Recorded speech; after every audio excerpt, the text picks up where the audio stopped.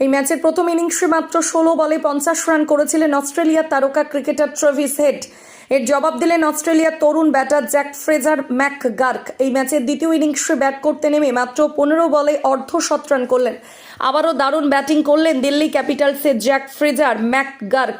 আজ Indian premier league 2024-এর 35তম ম্যাচটি Delhi Capitals এবং সানরাইজার্স হায়দ্রাবাদের মধ্যে খেলা হচ্ছে।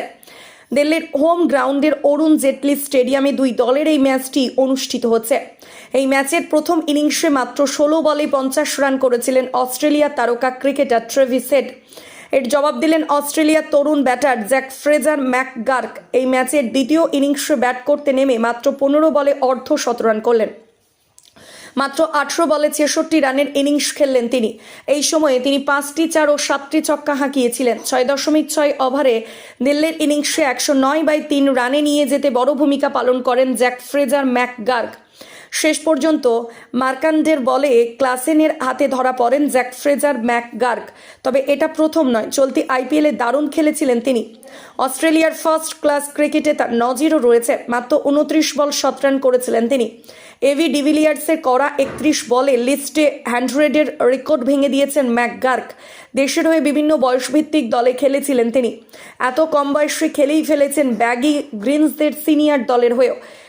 2টি টি-20 ম্যাচে খেলেছেন ডেভিড ওয়ার্নারের ভক্ত এই ডানহাতি ক্রিকেটার। লখনৌর বিরুদ্ধেও তার ব্যাটে রানের ঝড় দেখা গিয়েছে।